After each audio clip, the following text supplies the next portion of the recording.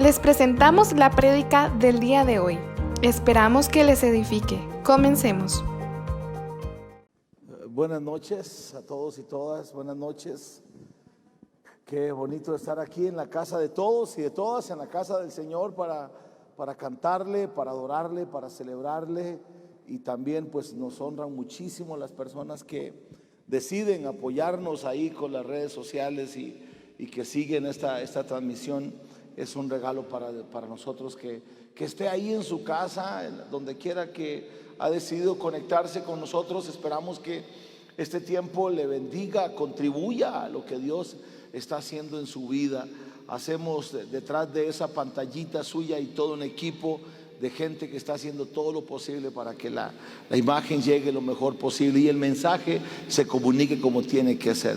Y los que estamos aquí en casa agradecemos al Señor porque nos deja llegar y nos deja poder estar aquí juntos y juntas.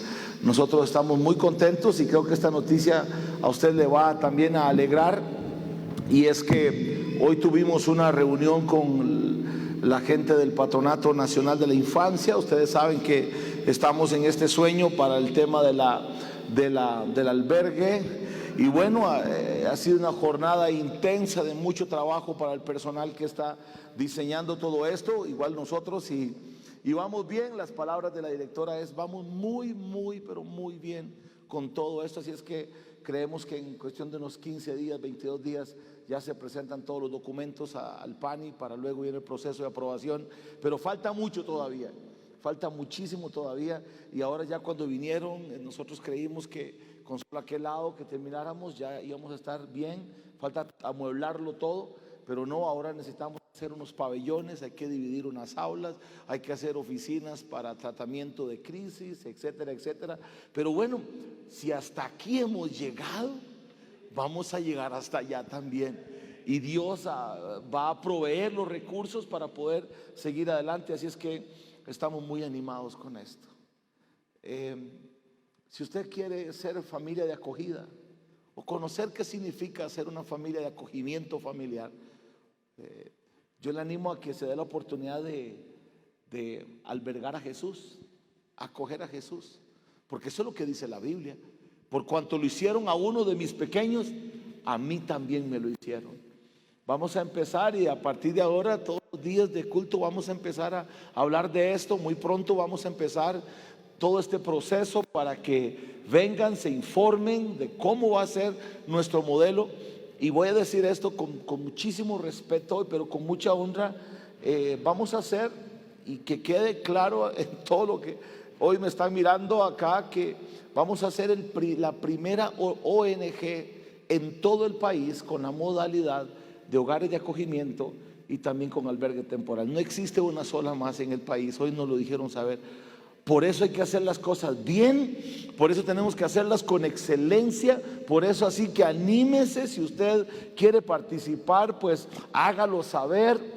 Y si usted conoce a alguien que, gracias amor, que conoce a alguien que quisiera participar, pues déjenoslo saber y vamos a empezar estos procesos. Hay que albergar a Jesús, hay que albergar a Jesús en nuestra casa. Oremos. Señor, gracias por esta noche.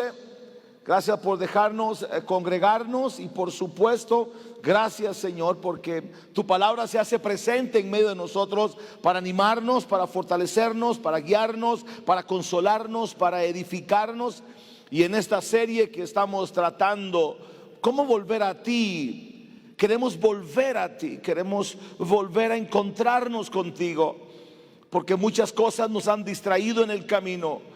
De muchas maneras nos hemos perdido la ruta, pero hoy venimos delante de ti, Señor, para que usted nos oriente con su presencia y para que a través de tu palabra volvamos a recordar qué significa seguirlo a usted. Señor, que cada persona que está en este auditorio y los que están en sus casas, en las redes sociales, pueda tu palabra traernos luz y podamos tener una vez más la claridad de lo que significa seguirlo a usted. Pido esto en el nombre de Jesús. Amén. Ocupen sus lugares. Estamos en la serie de Volvamos a Jesús. y el domingo abrí la serie recordando lo que significa seguir a Él. Y hoy quiero seguir hablando de esto porque considero que urge volver a ver el paradigma, el patrón, el modelo a seguir. Voy a usar esta analogía y espero que usted la pueda darme a entender para captarla. ¿Cuántos conocen o han visto algún retratista? A un retratista, a esas personas que hacen retratos. Yo conozco a varios y, por ejemplo, cuando viajo a Cuba, las veces que voy, me gusta ir particularmente a la vieja Habana y disfrutar de uno en particular. Seguramente aún está vivo, eso espero. Es tan increíble este hombre que con solo que te observe y te dice: te hago un retrato, y usted no le ha dicho que sí o que no. Obviamente esto es un tema de negocio de él, pero con solo que usted se detenga un ratito a hablarlo, él empieza a observarlo y mira toma su pincel y tiene ahí su hoja de trabajo.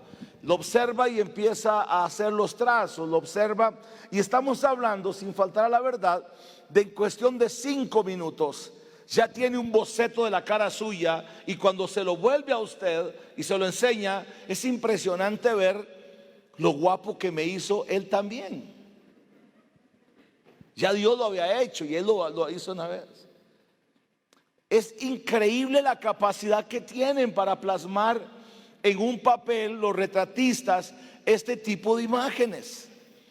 Pero ahora piense por favor en ese mismo retratista, imagínenselo, que usted decida contratarlo para que haga de usted un retrato al carbón, a mano alzada, como lo hacen.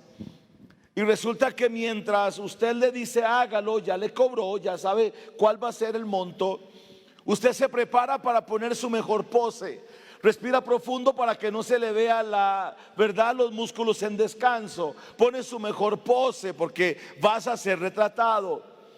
El retratista empieza a observarlo a usted y de repente pasa una persona al frente. Y este retratista, por un momento dado, pierde de vista a usted, pierde de vista su hoja de trabajo y empieza a observar a otro. De repente vuelve a verlo a usted y sigue trazando. Al rato pasa otro y este le dedica más tiempo al otro y empieza usted a preocuparse, ¿verdad? Está prestándole atención más a otro que a mí.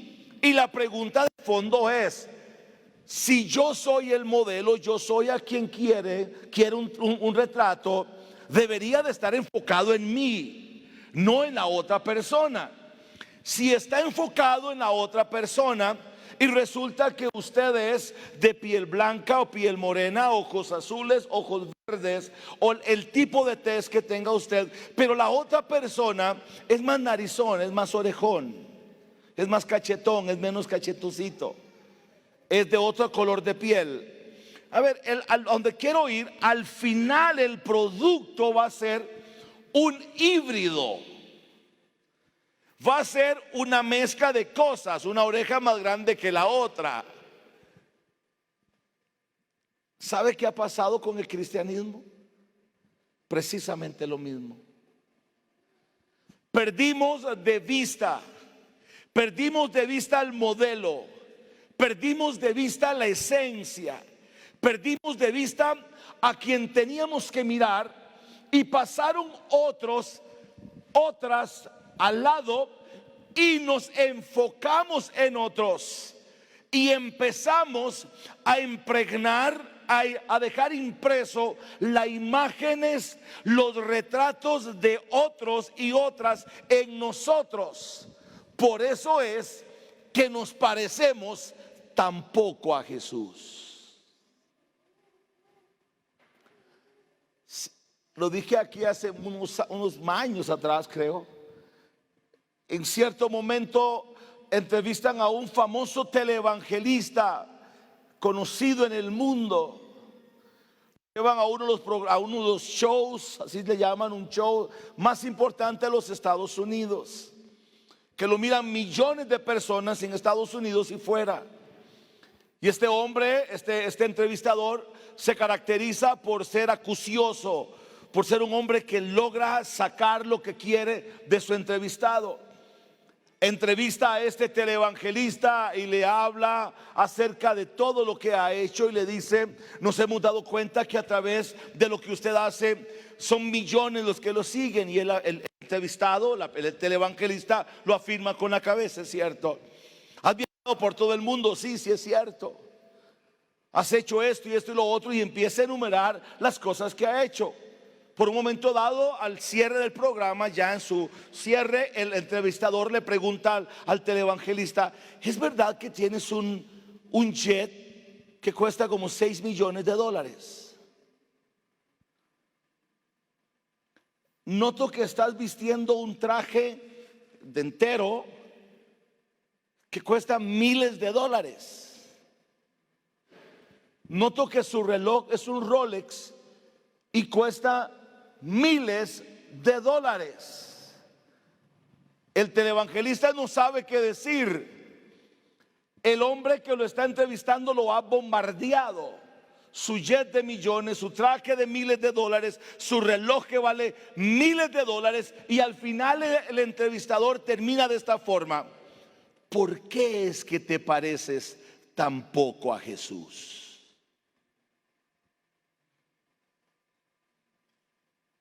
¿Queda claro? ¿A quién te pareces?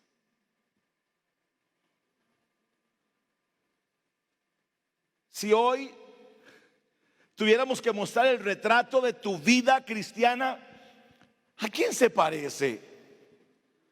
¿A quién nos parecemos? ¿De quién tendremos la nariz?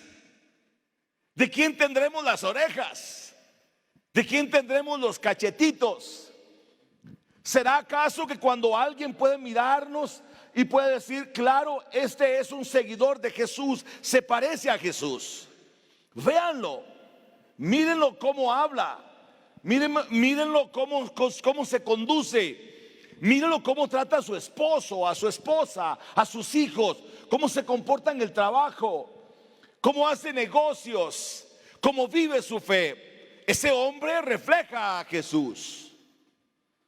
Hoy, lamentablemente, la gran decepción que tiene la iglesia es producto básicamente de una sola cosa: lo mal que hacemos lucir a Jesús los que nos decimos cristianos. La otra vez un hombre, siendo musulmán, obviamente no cree en nada en Jesús, dijo: a mí me llama la atención y yo estoy impresionado, dijo, por la historia de Jesús, el Jesús de los cristianos. He leído su vida, he leído lo que hizo, es un gran profeta. El Jesús de los cristianos realmente tiene el lugar que tiene con mucha honra y con mucho mérito. Pero qué lástima que sus seguidores no le den honra a todo lo que él hizo. Sirva la introducción para hacernos reflexionar en esta noche. ¿Nos parecemos a él? Podemos decir: el retrato que está quedando plasmado en mí refleja y modela a Jesús. ¿Nos parecemos a él o tenemos que volver a él? Y tenemos que volver a decirle: por favor, Señor, perdona nuestros pecados. Vuelve usted a hacerse en nosotros para que todo de nosotros pueda ser un testimonio elocuente de lo que tú eres. La primera vez que se le dijo cristiano a los cristianos fue medularmente por solo una razón. No era porque andaban camisetas que decía: soy seguidor de Jesús. Tampoco era porque ponían en los Facebook: soy cristiano. Y usted lo ha visto ahora. Oye, a mí si algo no sé, me incomoda, es cuando aparecen las famosas imágenes, las publicaciones en Facebook. Los que están de acuerdo que Cristo es el Señor, digan amén. Y el montón de panderetas, amén, amén, amén. Y los que dicen que van a tener un día de victoria, amén, amén, amén. Y los que tienen al diablo y al pisuicas amarrado del pie, digan amén, gloria a Dios. Y salimos con ese folclor, con esa cantidad de sensacionalismo, cuando en el área chica de nuestra vida no tenemos ni la autoridad de corregir nuestra forma de pensar, de hablar y de actuar. Los cristianos del primer siglo no necesitaron de redes sociales, no necesitaron ser influencers, no necesitaron ser famosos. Los cristianos del primer siglo, a quienes llamaron cristianos, no tenían imprentas, no tenían impresos en sus camisas, en su ropa, que eran cristianos. Pero sin embargo, alguien cuando les escuchó hablar, cuando les escuchó, cuando les vio proceder, cuando les vio actuar, cuando vieron quiénes eran y la forma en la que se conducían, alguien tuvo la santa idea de decir: ese que trabaja en el Banco Nacional, ese debe ser cristiano, porque habla como Cristo, se parece a Cristo, huele a Cristo. Ese debe ser un seguidor de Cristo. ¿Qué dicen de usted los compañeros?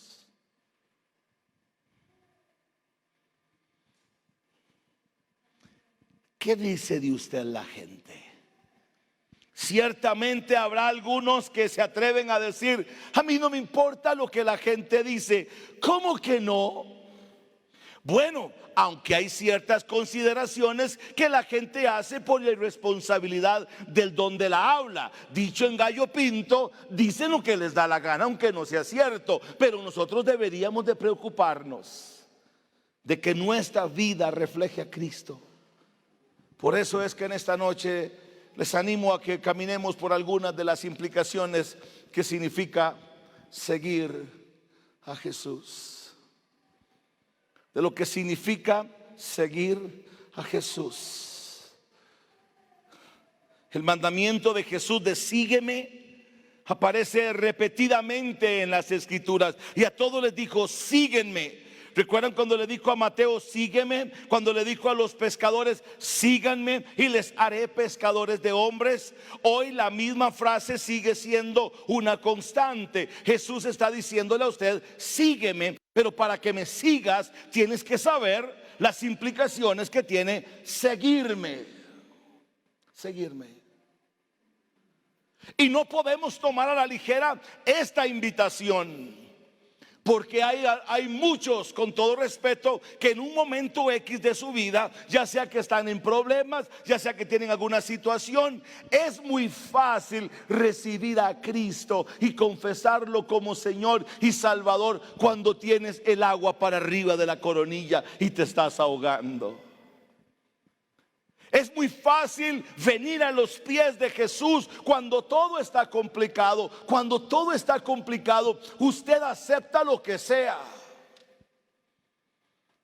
¿A poco? Y déjeme usar este ejemplo tan sencillo. ¿Cuántos han tenido un dolor de muela desesperado o de diente desesperado? ¿Verdad que a usted realmente alguno ha amenazado el diente con un alicate? De verdad usted sabe que en un momento de desesperación, con un dolor de un diente, usted hace lo que sea. ¿Cuántos de ustedes o alguno no se amarró el diente a una puerta y le dijo a su hermanito: cierre la puerta o ábrala? Y cuando la abrió casi sintió que se le desprendió toda la quijada. ¿Por qué? Porque estás en un momento de desesperación. Así es con la fe. Y quiero decirle algo, por favor. No aceptes a Cristo ni vivas el evangelio de Jesús con base en tus necesidades, en tus momentos de crisis. Acepta a Jesús con la capacidad de razonar, con la inteligencia de saber que seguir a Jesús y tomar el yugo, abrazar la cruz, es una decisión de inteligentes. De gente cuerda, de gente que entiende cuáles son las implicaciones que tiene seguir a Jesús. Otro ejemplo de los que me gusta hacer. Estoy pensando que seguramente el otro año me quiero preparar para escalar por segunda vez el Chirripó.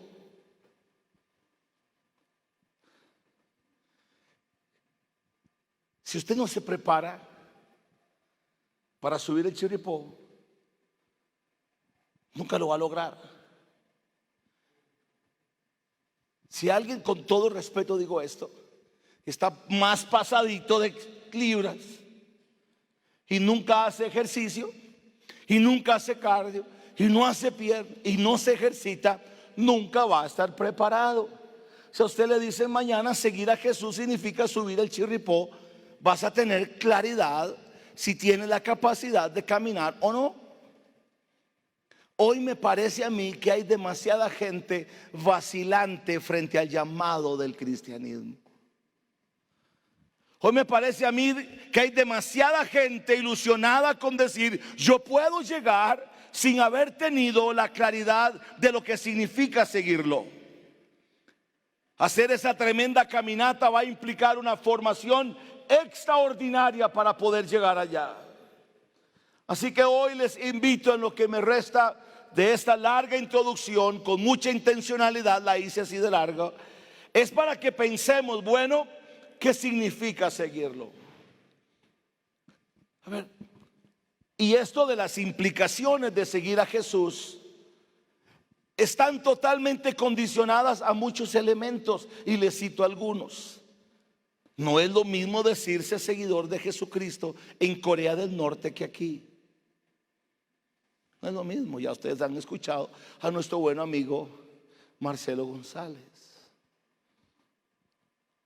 Un día de esto reflexionaba con un grupo de gente a la que me preguntaban cosas básicas de los viajes y demás, de experiencias, y le decía yo a ellos acerca de lo que nos contó Marcelo acá, que significa un culto de adoración en Corea. ¿Recuerdan? Un culto de adoración. Mire, aquí les tenemos una ministerio de música que lo hacen bien. Yo decía que cantaran más, pero bueno, que lo hacen bien. Pantalla, subtítulos, les damos ánimo. Y sin embargo, hay quienes no adoran. En Corea del Norte los cultos de adoración son en cloacas, en lugares clandestinos, y la adoración es en silencio. Adoran con la mente. Porque si abran la boca y se sale una palabra que tenga que ver, que esté relacionada con el cristianismo, es causal de muerte.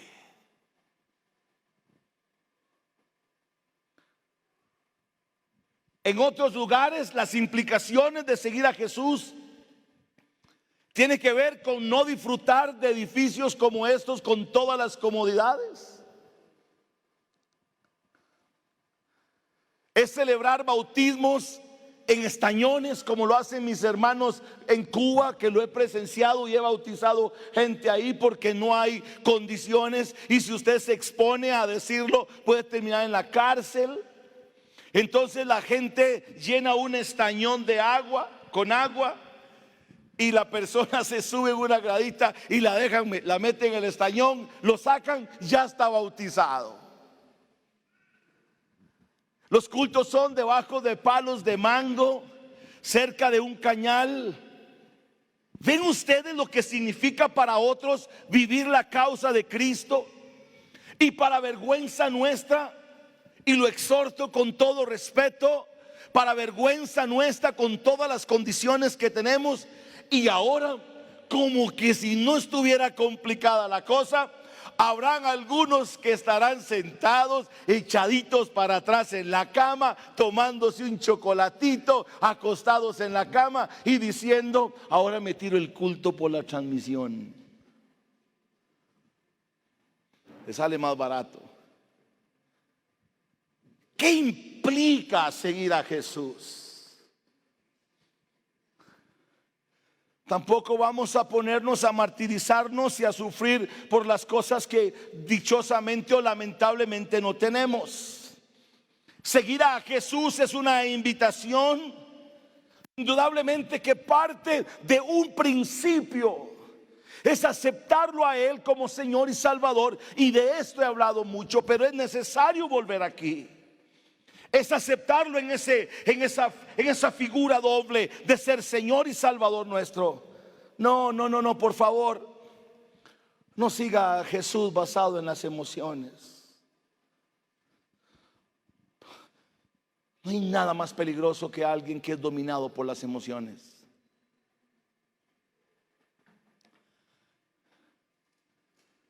Tenga mucho cuidado. Si las emociones están bien, pero hay que saberlas controlar. Porque esta espalda que me la pusieron tamaño big size ha recibido demasiados abrazos de gente que dijo: nunca te voy a dejar, siempre voy a estar aquí. Sabe que en todas paz, vamos en todas paz, y se fueron en todas. Yo anhelo una iglesia que quiera seguir a Jesús con la inteligencia, con la razón, que comprenda qué significa seguirlo.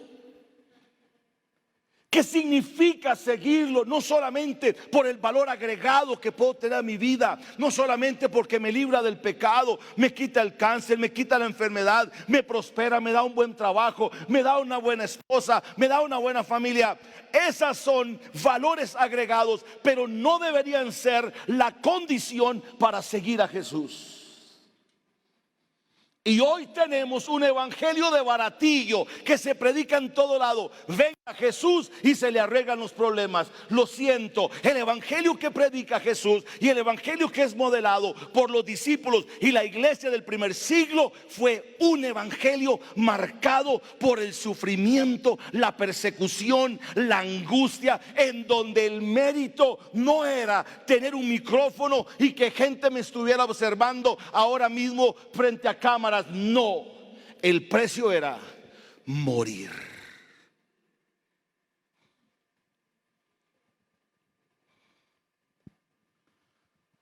Morir. ¿Por qué razón estás siguiendo a Jesús? ¿Qué te motiva?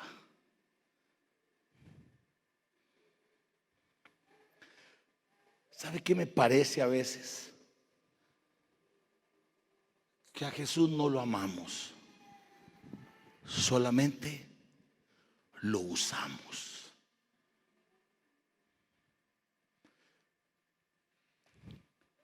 Seguir a Jesús va a implicar, es una invitación a modelar sus enseñanzas. Y qué difícil, la parte más difícil es cuando tu fe, lo que dices creer, se pone a prueba a partir de lo que haces. Vuelvo a decirlo. Porque hoy te digas cristiano y digas: ya yo recibí a Jesús como mi Señor y mi Salvador. Está bien. Entonces, si eso es verdad en nosotros, nuestras actitudes, nuestra forma de convertirnos debería ser un testimonio que afirma lo que usted dice creer. Se lo pongo de otro lado. Cuando la gente lee tu vida, como, porque Pablo dice, el apóstol Pablo dice que somos cartas leídas, que la gente nos observa. Cuando la gente lee la carta de tu vida, ¿a quién lee? ¿Qué lee? Lo más difícil del cristianismo hoy es ser coherente con lo que el evangelio dice.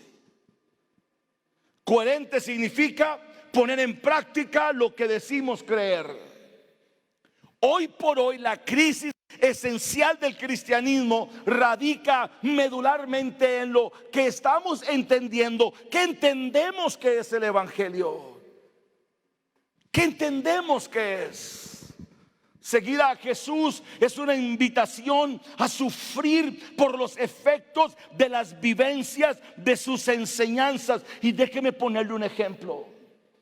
sufrir por los efectos de las vivencias de sus enseñanzas. Claro que sí, duele, cuesta mucho perdonar a quien tanto daño me ha hecho.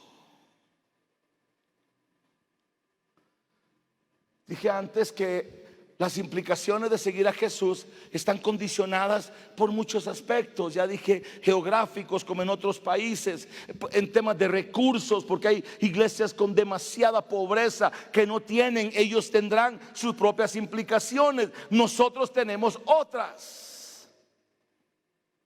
Seguir a Jesús es una invitación a sufrir los efectos. Seguir a Jesús implica y es una invitación a participar de su iglesia imperfecta, de esta que está aquí. ¿Qué significa para usted seguir a Jesús? ¿Qué está significando para usted seguir a Jesús? Analicemos algunas de las declaraciones de Jesús como demandas para quienes desean seguirlo. Y aquí es donde se pone a prueba todo. El domingo y se menciona acerca del joven rico y de muchos otros más que en la Biblia quisieron seguirlo, pero cuando el evangelio les dijo, si quieren seguirme, tienen que hacer esto, ahí la cosa cambia. ¿Cómo es que dice aquel? Cambia la cosa.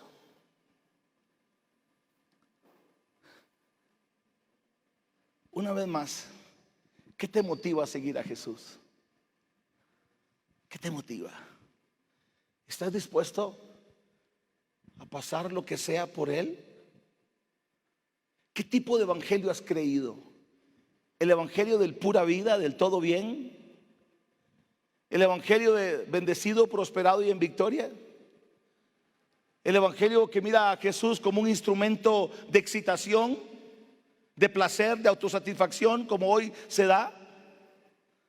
¿Sabe que alguien hizo un estudio que lo leí? En los Estados Unidos se les preguntó por qué iban a la iglesia y qué más les gustaba, y el 80% de los 100 que dijeron, del 100%, el 80%, todo lo que dijo fue: nos gusta porque nos agrega un nivel de emoción, de satisfacción. ¿Quién dice que se sigue a Jesús por satisfacción? Seguir a Jesús, si usted lo mide bien, es complicado. No es fácil. No es fácil. Por eso Él dijo: el reino de los cielos sufre violencia y solamente los valientes lo arrebatan. ¿Sabe que deberíamos de tener nuestros sistemas de discipulado? Deberían ser como una academia de formación bélica o de soldados para la guerra. No sé si usted ha tenido la experiencia de ver alguna película o ver algún documental, cómo se forman los soldados. Y dependiendo de la orientación, de la especialidad que tengan, así es la formación estricta. Ahí el holgazán, el que quiere dormir hasta las 11 de la mañana, el que no le gusta tender la cama, el que no le gusta hacer oficio, se quedó botado, absolutamente botado. Ahí hay que levantarse en horas de la madrugada, tender la cama, bañarse. El saludo tiene que ser sumamente respetuoso. ¿Y qué decir de las implicaciones físicas que deben llevar esta gente? Yo creo que nosotras las iglesias hemos bajado demasiado las exigencias. Por eso tenemos cristianos malformados. Y por eso tenemos gente que hoy viene a la iglesia en el tanto las cosas estén mal, porque cuando están bien, en el mar la vida es más sabrosa. ¿Sabe que el resultado de haber bajado las exigencias es que tenemos ese retrato que hablaba al inicio? No se sabe qué es. Tenemos gente, y con todo respeto al término, tenemos gente anormal que no se sabe qué son. Quiero animarle, de verdad que quiero animarle. Pregúntese: ¿por qué estoy siguiendo a Jesús? ¿Estoy siguiendo a Jesús para mi autosatisfacción? Estoy sintiendo a Jesús simplemente porque la iglesia Chalón hace cosas muy bonitas y me gusta muchísimo. No venga a Chalón por ser una iglesia diferente en términos de proyección social. Venga a la iglesia porque quieres encontrar a un Cristo que te invita a caminar, a procesar tu vida, y como resultado de eso está servir a los que menos tienen. Jesús sabía que un grupo de indisciplinados seguidores no podíamos cambiar el mundo. Por ese motivo fue tan exigente. Por eso me preocupa a mí tanto el evangelio de baratillo que hay ahora, porque en donde todo el mundo califica para el evangelio. En serio. Ahora todo el mundo, quien sea, califica. ¿Verdad? Quien sea. Viva como quiera, crea lo que quiera, viva una vida inmoral como quiera, hoy una, mañana otra, 2, 3, 4, del mismo lado, del pueblo lado, como sea. Hoy todo el mundo califica. Pero si usted analiza, vea usted qué interesante lo que le quiero decir. No es lo mismo, escuche esto, no es lo mismo o no fue lo mismo el tratamiento de Jesús para los pobres y los marginados y los necesitados que el tratamiento que le dio a sus 12 discípulos. Y esto es un elemento muy importante a considerarse. No es lo mismo. Al leproso que quiere tocarlo le exclama: Jesús, si quieres puedes sanarme. Le dijo: lo sana. A la mujer que le permite que lo toque, a los niños permite jugar con ellos. Aquella al de Jairo, a la hija de Jairo también la sana, llega y la toca. Jesús se muestra en un carácter tierno, dócil, amable, empático, cercano con la gente en dolor. Pero también tuvo el carácter y el valor de decirle a Pedro, cuando vino a jugar de muy importante, diciéndole a Jesús: todos se están yendo, todo el mundo te está dejando, Jesús, pero aquí estoy yo, que soy el bueno, que soy el más lindo. Me quedé yo porque soy lo mejor. Tuvo el valor Jesús de decirle: si tú te quieres ir también, vete. ¿Sabe qué hemos hecho nosotros las iglesias? Bajamos demasiado las exigencias. Es como cuando en la casa permitiste que tu hijo, tu hija, desde un año te gritara, te exigiera, como dicen popularmente, te zapateara. Y la Biblia dice que el hijo malcriado es una vergüenza de sus padres. Y el proverbio también dice que cuando un árbol torcido crece torcido, ya no hay mucho que hacer. ¿Sabe qué nos pasa en las iglesias? Bajamos las exigencias.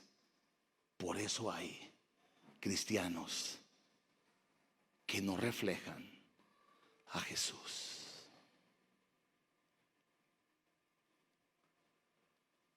Cuando miro las poblaciones de niños prejuveniles, que me asusta la cantidad que tenemos, me asusta en el buen sentido de la palabra, y de jóvenes, mi pregunta en el fondo es: ¿qué los motiva a estar aquí? ¿Qué te motiva a estar aquí? ¿Cumplirle al pastor para que no me mande el mensaje que siempre les mandamos? ¿O es verdaderamente el compromiso que tienes de abrazar a Jesús y decirle: Señor, quiero conocer todas las implicaciones que tienes para mí? A los discípulos Jesús los forma de manera amorosa, pero es directo, Jesús le gusta disciplina a la gente y lo orienta. Por eso Jesús dice a los discípulos: ustedes van a cambiar el mundo, pero necesito empezar a perfeccionarlo. Necesito que entiendan cuáles son las implicaciones. Y para los discípulos, ellos no lograban entender el proceso al que los iba a llamar. Estoy seguro que Jesús, si le hubiera dicho a Pedro cuando lo llama, que en un momento dado le iba a decir: apártate de mí, Satanás. ¿Algunos de ustedes le han dicho Satanás? Nada más, yo he escuchado esto y el Chavo del Ocho, ¿la recuerdan? El gato que se llamaba Satanás, era así. Y este Jesús que tiene el valor de decirle en un momento dado, cuando Pedro viene, es que este Pedro se parece a Roy, se parece a algunos que están aquí. Viene este Pedro y le dice: pero ¿por qué no evitas la cruz? A ver, Jesús, evítala. Y viene Jesús y le dice: apártate de mí. Hay gente de aquí que se va de la iglesia porque quizás no lo saludó a alguien. No me mandó un mensaje en COVID, entonces me voy a enojar. Imagínense qué madurez. Jesús logra y pasa a Pedro y a los discípulos por un proceso formativo de alta resistencia y de alta transformación. Pero vean lo glorioso de todo esto. Yo imagino cómo se pudo haber sentido Pedro. Levanten la mano los que somos resentidos. No lo levante, yo lo conozco. ¿Cómo pudo haberse sentido Pedro cuando llegó todo así, todo afanado, y le dijo: Jesús, se están yendo? Y él le dijo: póngase a caminar, ¿sabe qué? No te necesito. No es que a mí no me define la gente, me define la misión que tengo. Eso es lo que le quiso decir: a mí no me define la gente. ¿Qué pudo haber sentido Pedro cuando le dijo Jesús: apártate de mí, Satanás? Pero qué glorioso es saber que hubo alguien del temple de Pedro que antes se llamaba Simón, que significa caña movediza por el viento. Y ahora Jesús, después de que lo pasa por el proceso, le dice: te voy a cambiar el nombre. Ahora no serás caña movediza por el viento. Ahora tu nombre será Petrus, que significa piedra sólida, porque lograste pasar y entender lo que son las implicaciones que tiene seguirme a mí.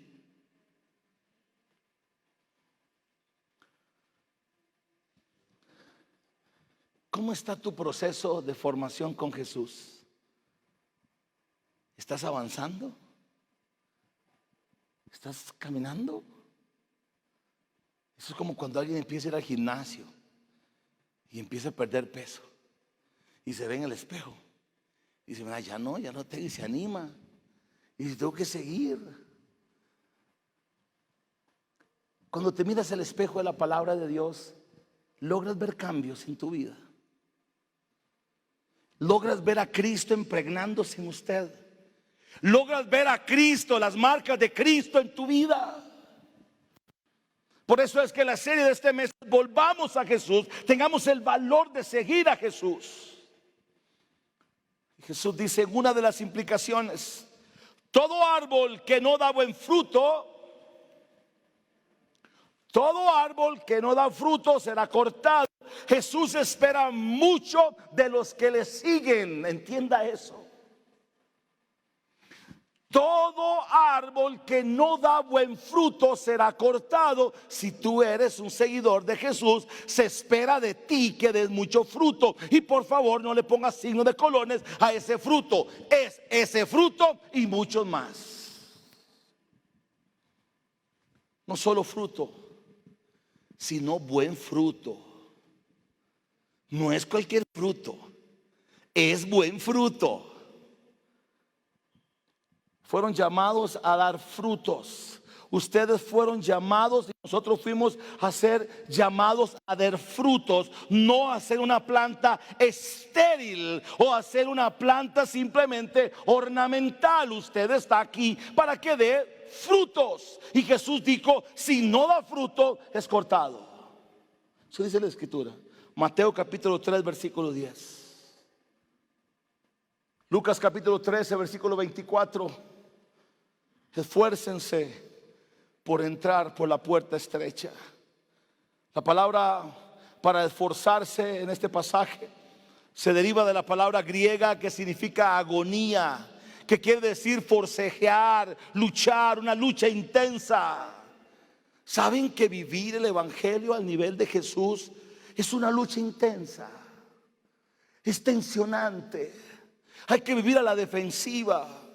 Como cuando uno saca el curso de seguridad vial y le dicen que hay uno de los principios es condúzcala defensivamente. Y eso significa esté preparado para lo que puede venir. Siempre piense que detrás de una curva pronunciada puede aparecer un Roy Soto viniendo a alta velocidad. Vivir el cristianismo implica un forcejeo con nosotros mismos. Es una lucha con nuestra carne. Porque esta carne, esta naturaleza está viciada al pecado, quiere pecar, le gusta el pecado, en diferentes expresiones y formas le gusta el pecado. Y aquí estamos nosotros diciendo: Jesús, una de las implicaciones que tiene seguirte es controlar mi carne, mi pensamiento, mi carne, mi forma de hablar, Señor. Es interesante que antes, cuando la gente vivía en oscuridad, vivían en el muladar y no se daban cuenta los sucios que estaban. Ahora, cuando están en Jesús, todo se pone en evidencia y ahora perfectamente sabes discernir. Vea, ¿quieres saber tu nivel espiritual? Te doy un secreto de muchos, te regalo este. Cuando sientes la lucha espiritual entre tu carne y la obediencia de la cruz, estás caminando en un proceso. Hay gente que hace tiempos no siente ninguna lucha porque está más de este lado que del otro lado.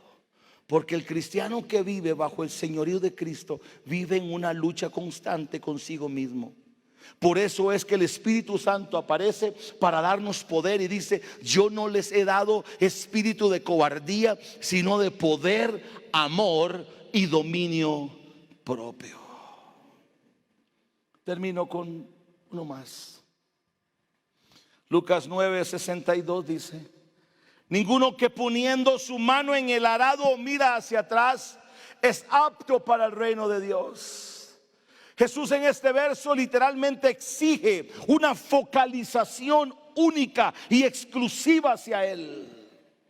Nadie que ara puede ver a otro lado, porque de lo contrario el surco quedará torcido. ¿Cómo está el surco de tu cristiandad? ¿Cómo está el surco de tu cristiandad? ¿Está recto? ¿Está en una sola dirección? ¿O tiene muchas curvas? Cada curva representa: te perdiste de foco, perdiste focalización. Hoy es muy típico el ir y venir como si esto se tratara de un juego. Decide hoy, de verdad, en el nombre de Jesús, usted que está aquí y usted que me observa, decida una vez por todas. Pero esto no es un juego, esto no es como los chiquillos de antes. Mire, yo voy a decir cosas que son de viejitos. ¿Alguno aquí jugó quedó? Alguno de ustedes se peleó jugando con un grupito de primos o de hermanos y ya no juego más con ustedes, y ya no juego, y salía todo entrompado y enojado se iba. Al rato llegaba y decía: ¿puedo jugar otra vez? Sabe, lamentablemente y para vergüenza de muchos, así hay muchos en la iglesia que pretenden que esto es un juego. Entro y salgo cuando quiero. No, y no lo digo porque usted está aquí hoy, lo digo porque el Espíritu me lo puso en el corazón en esta prédica. Decida abrazar la cruz y decir: cueste lo que me cueste, yo voy a seguir adelante. Voy a poner mi mirada en Jesús, no en el pastor, no en el hermano, no en la iglesia, es en Jesús. Y si pongo mi mirada en Jesús, mi surco va a estar bien hasta el final.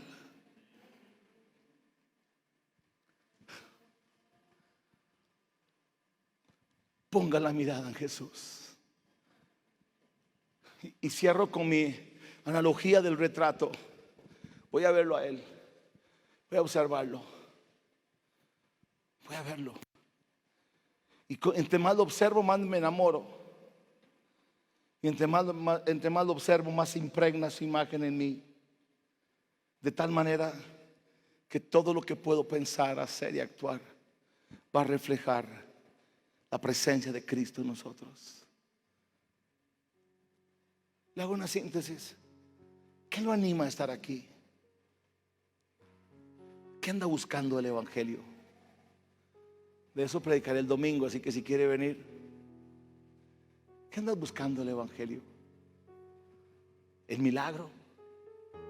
Sí, te quiero decir algo. El Evangelio es el Evangelio de la gracia y del poder de Dios, que da milagros a la gente, que sana, liberta, restaura. Pero no podemos seguir a Jesús como aquella población, aquella multitud de gente que lo seguía a Él nada más para que les llenara la barriga. Sí, era gente, y Jesús, la Biblia lo dice, nada más se acercan para que les den de comer. Y después fueron los mismos que frente al rey gritaban: preferimos a Barrabás que a Jesús. No vengas aquí buscando que te exciten las emociones con una canción que te haga decir cosas que no vives. No vengas aquí simplemente porque el pastor Roy predica muy bien o el otro predica muy bien. No vengas aquí simplemente a que le excitemos el conocimiento. Venga aquí porque estás comprometido con la causa de Cristo, y venir al culto es parte de la obligación cristiana. Vengo para adorarlo, vengo para recibir su palabra, para salir allá afuera, salir a vivir una vida congruente. Que cuando la gente te observe, mira a Jesús en lo que hagas. Que cuando la gente negocie contigo, mire a Jesús. ¿Qué te mueve venir a Jesús? ¿Qué te mueve estar aquí?